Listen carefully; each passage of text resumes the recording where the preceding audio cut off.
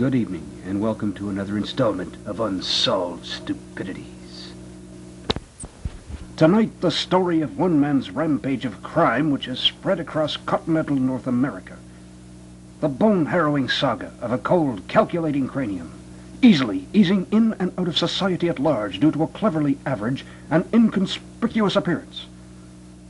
How he continues his searing siege of sinister, sinful salaciousness and skullduggery in disguise is one of life's unsolved stupidities. The story begins in the sleepy hollow of Snowplace, Ontario. Usually a quiet, peaceful town, until the events of April 5th, 1990. Mrs. Ima Nidiot was making her daily 2 1/2 block jog to the corner store for cigarettes and lottery tickets. She recalled encountering a man, ordinary in appearance, passing her on the way.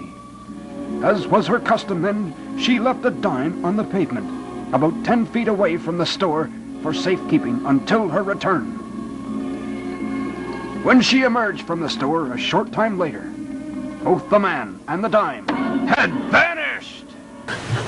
Well, I had no idea where he'd gone to, but I ran after him anyway. By then it was too late.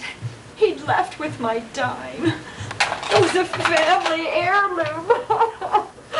My mother gave it to me once for milk money.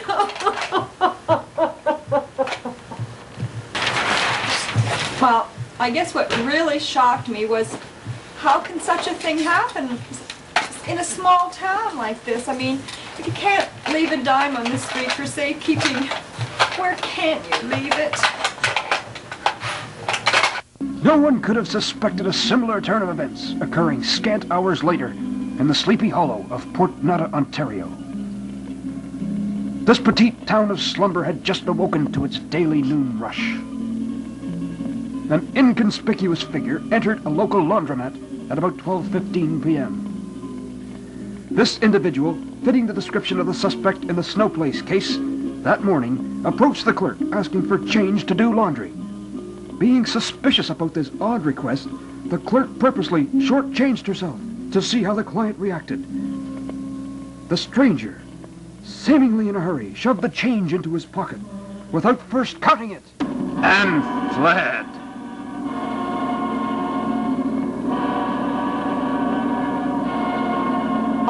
I had no idea where he'd gone, but I ran after him anyway.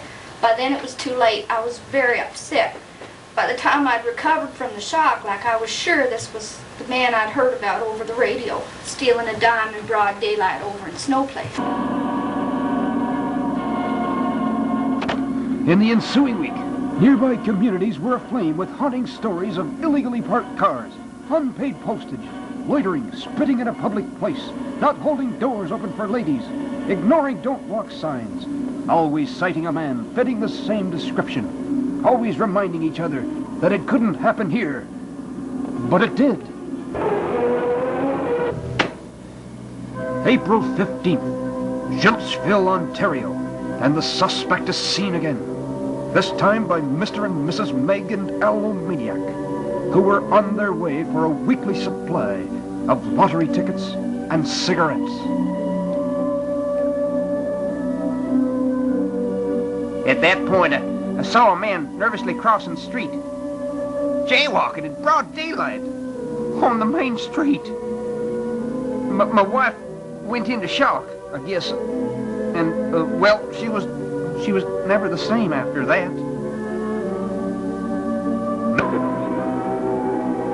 Mrs. O'Maniac died instantaneously. A signed affidavit by her husband, Al, had to be checked and rechecked due to spelling errors. But to this day, he sticks to precisely the same story. Yes, sir, that's right. She fainted, screamed, and did. I was there, and I saw it, and I maintain it to this day. She fainted, screamed, and did. Were you fine? No, sir. No, sir, I was not fine. As I wrote for my lawyer, I screamed, fainted, and almost did. It was terrible. You ain't never suffered till you fainted.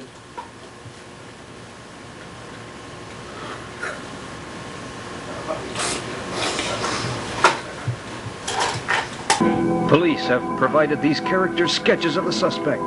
He is male, Caucasian, 30 to 50 years old, 5 feet 7 inches tall, with steely brown eyes, approximately 120 to 137 pounds, wearing thick lensed glasses, Hitler mustache and hairstyle, blue pinstripe suits, white shirt with black tie, has a knack for looking inconspicuous and always pretends to be dumb. Answers to the names Hey You, Stupid, and Four Eyes.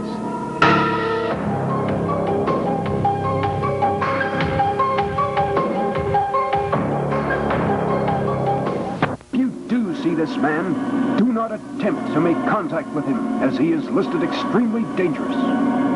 His whereabouts should be reported to local authorities immediately upon sighting.